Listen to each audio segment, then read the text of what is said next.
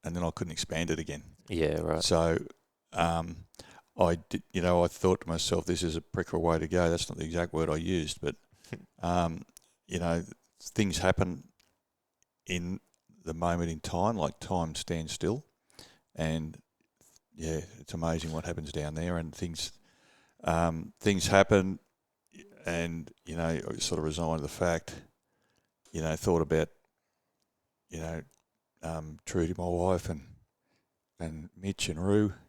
You went around then, Yeah, so it's a bit of some things happened there that I still haven't spoken to anyone about, and probably never going to, but it's hard to explain, especially after this long. But there are moments, there are things that felt like it happened yesterday. right. So when you're down there and it pressing against you, did you have dirt around your face? How were you able to breathe, or how long were you there for before they were able to get down to your head? Yeah, like I said, able to breathe. No, probably really short, probably pockets, and I'd suck in. I had a lot of dirt. I had dirt in my lungs in hospital after that, and so yeah, eyelids. My eyes were shut. Obviously, I couldn't open them, and you wouldn't want to open them, because you don't want dirt on your pupils. Yeah, I just couldn't move my mouth. Like I said, the pain was pretty intense. I was in an awkward, twisted, pushed. So the dirt probably settled a bit, and it sort of would keep crushing and crushing and crushing. And yeah, kind of each little movement or breath you took, it settled a little bit more. I don't sort of recall too much pressure on my head, but it was more with my body. My face had enough that, fine particles of dirt were getting my ears and up my nose, and like I said, as you try and breathe it, you'd suck it in dirt, but at that time it didn't really matter as long as you're trying to get some oxygen. That was little pockets or whatever it is, and I eventually started to black out. I felt myself blacking out from the pressure, or just not having enough oxygen. No oxygen. No, because the minutes went past, and I thought I could hear voices, and I could probably hear them trying to dig with their hands rather than the shovel, because I'd probably stab me in the head with it. Yeah. But I felt myself going and thinking, this is it. And you see the white, you see the white light, and the light flashes before, and parts of your life flash before your eyes, and some weird things happen. So that does it, like the sort of movies say, where it's light and life flashes before your eyes. Is an extent of that, or a version of that, actually does happen in your experience? Yeah, it does. It did, and some other things. It's funny what the mind does and who you think of, and stuff like that. And I suppose the emotions. Everyone's going to be different. Whether what happens down there dictates how you behave the rest of your life, or believe in the rest of your life. People who drown, people who survive heart attacks, who have died on tables and been brought back to life. I assume, I've never spoken to them. I assume it's like that. I've heard people say that drowning is actually peaceful. I don't know how, unless they've come back to life. But there's just no pain in drowning. But at least you can thrash your arms around and try and fight when you drown. Well, I couldn't even do that. So it was a bit, you're stuck, lights just faded and goes to black, and all that sort of stuff happens. So you'd kind of resign to the fact that was it. You feel yourself going. I was done. I was cooked. Yep. This is, like I said, a pretty good way to go. And and I survived it. How long were you down there before they were able to dig down and dig your face out so you could at least get that little bit of air? Yeah, probably 3 to 4 minutes, I reckon. 3 to 4, yeah, that would have felt like a while. It did, and I could, once I got my mouth, I could probably, once I got the dirt from my head, I could lift my mouth up a bit, and sucking in the deep air, maybe sucked in more dirt then. I think I might have yelled out, I need a beer. So someone told me. Yeah. But yeah, one of those things is so lucky the hat blew up exactly where it was, or they would have had. Yep. So that's what obviously speaking to people after, that's what they said. They saw the hat and thought, that's where we're going to dig. And Yeah, that's it. I mean, they had to start somewhere. yeah. And the hat was probably a good sign. And, what if, and there's a big if the hat didn't blow off or whatever happened, and I wouldn't be here doing this, I think. I think they just would have waited too long and wouldn't have been able to get me out. So, or try and restart my heart or whatever, because they just couldn't get to it. Yeah, that moment that you heard noises of the digging or felt them touch your head and knew they got to you, what went through your head then? Do you remember? No, what exactly was that like? I heard bits, and I can't remember how much I heard. I think I blacked out.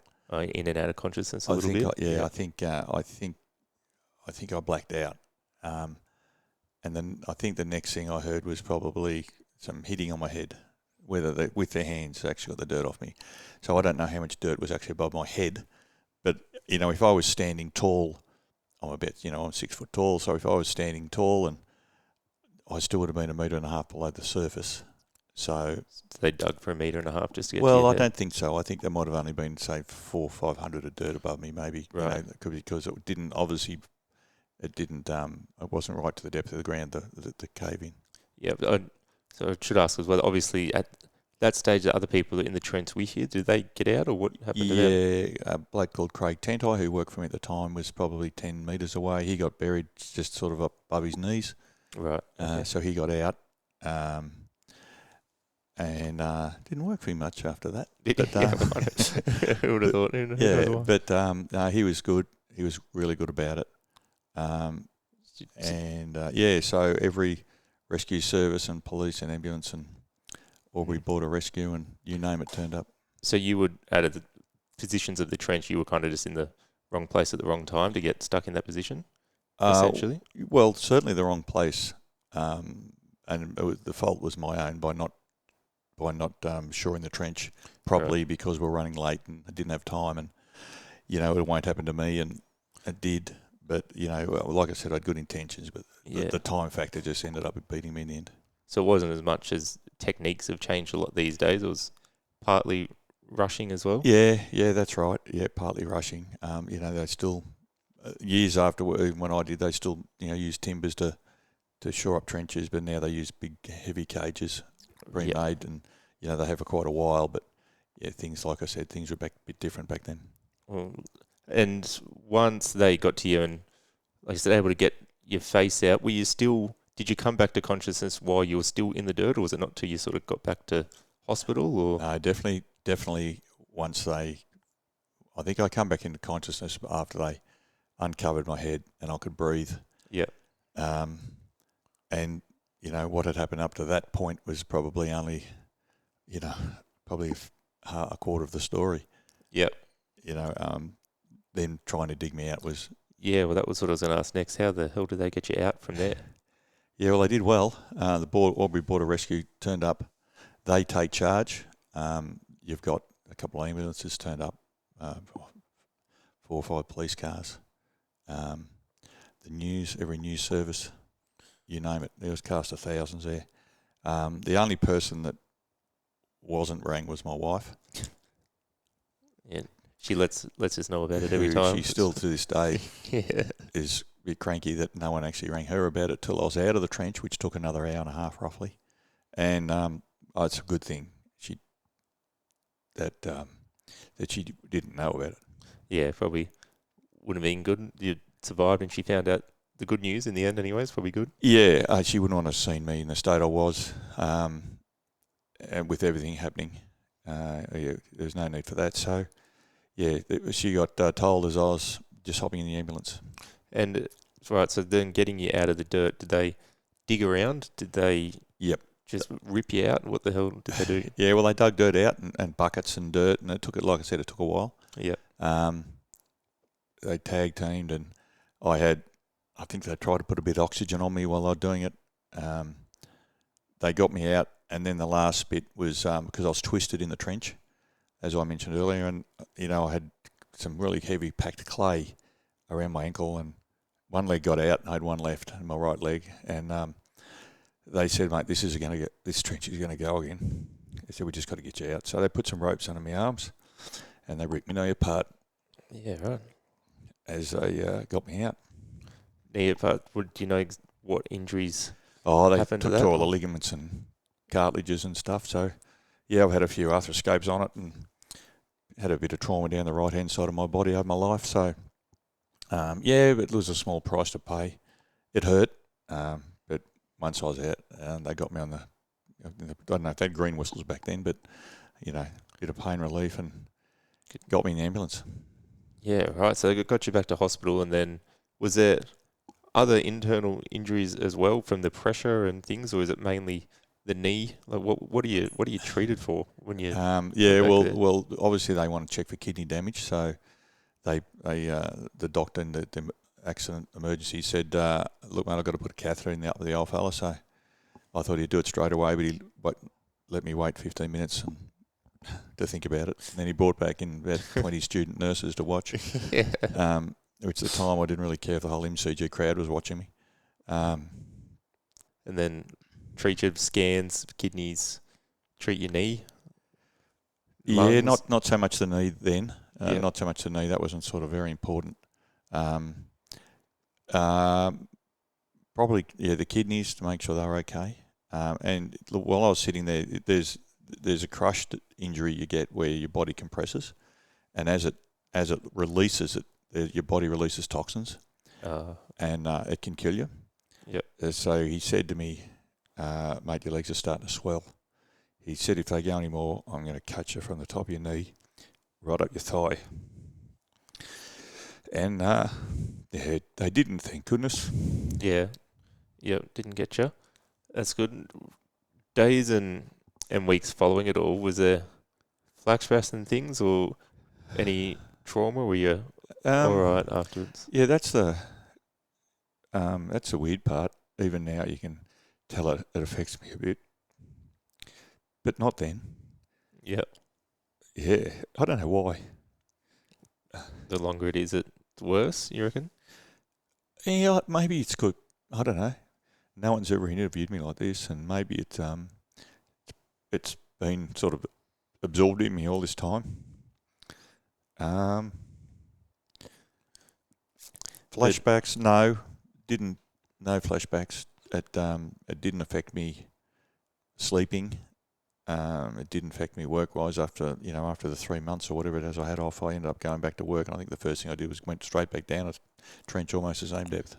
Yeah. So no, that sort of stuff didn't affect me. Do you reckon it was more you just ignored it and blocked it out than actually considering it? And Good question. I wasn't offered any counselling like everyone offered these days. You hit your thumb with a hammer, they offer you counselling now. No, I wasn't offered anything. I did. It was probably a year later that I was sitting with my eldest sister, and I said, I could get a gun now and go out in the street and shoot someone and probably get away with it. I said, I've got pent up. I don't know whether they call it PTSD. I don't know. What you call it? I don't know what it is. She said, no, you won't. She said, you're too level-headed because you come from a good family. And, yeah, that seemed to make a big difference when she said that. yeah, us as a family probably deal with things in a certain way that's good. Yeah, often blocking things out. It's good, isn't it? Yeah.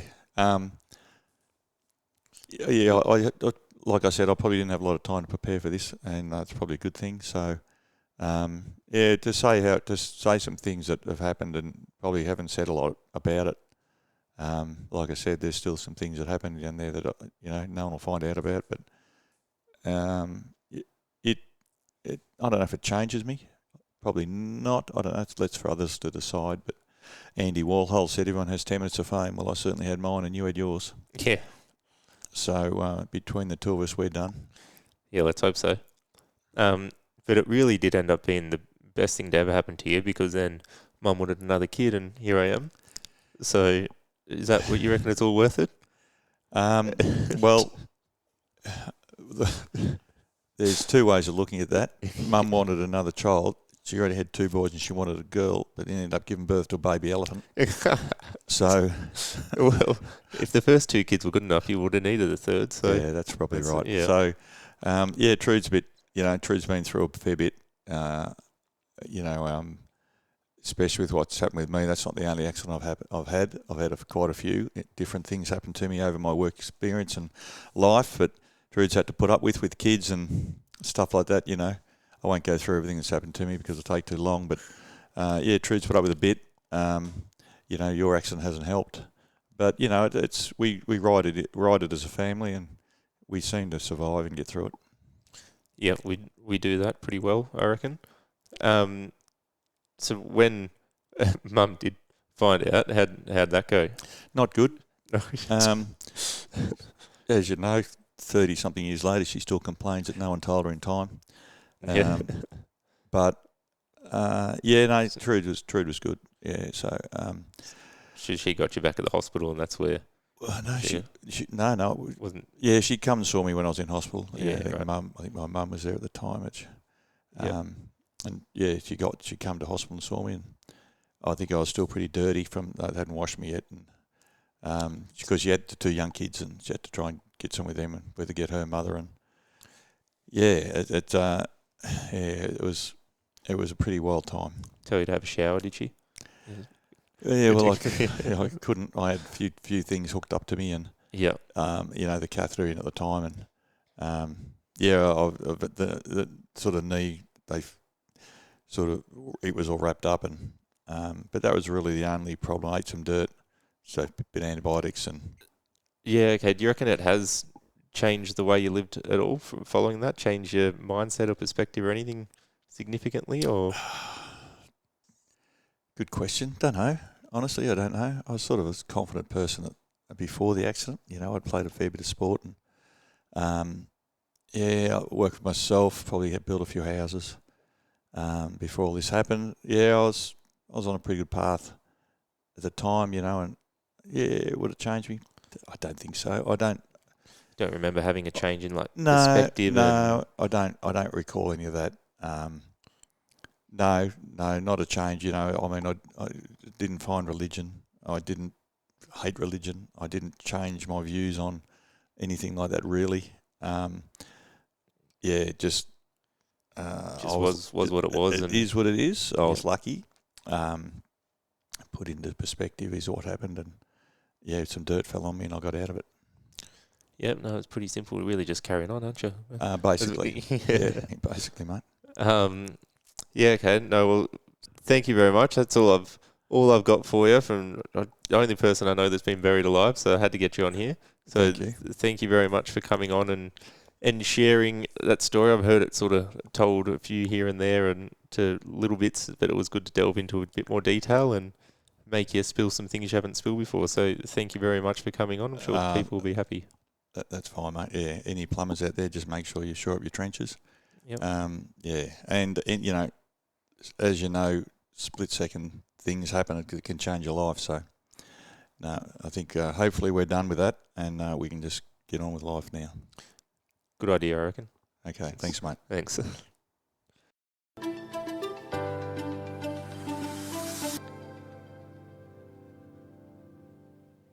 Geez, that was a tough one to do for me. Probably the toughest I've done, obviously, being my dad. So, thanks to him for coming on and sharing that. It's obviously a pretty tough story for him to relive and tell, but such a crazy story. When I first approached him about it, I didn't give him a choice that he had to come on. So thanks to him for opening up as much as possible. As he said, it's probably never spoken about it in that sort of sense, with really getting asked questions about it in the 32 years that it's been. So, it would have been tough to relive, especially with the young kids and mum at the time.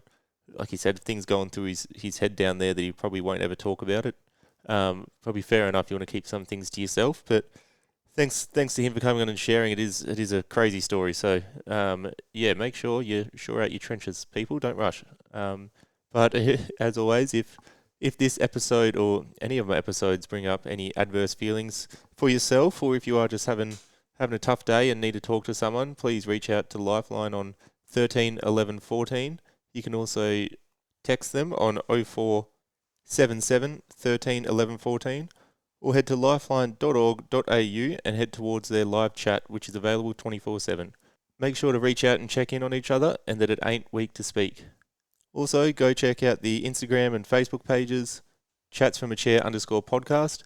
You can see all the clips of previous guests that I've had on. You can see who I've got coming up, and feel free to send me a message and make some suggestions of people that you want me to have on and want to hear from. So always happy to be recommended people and reach out, and if it's a good story, happy to share it. So do that. Hit follow, hit subscribe wherever you're listening to this or watching it, and see you back here on the next one. Cheers.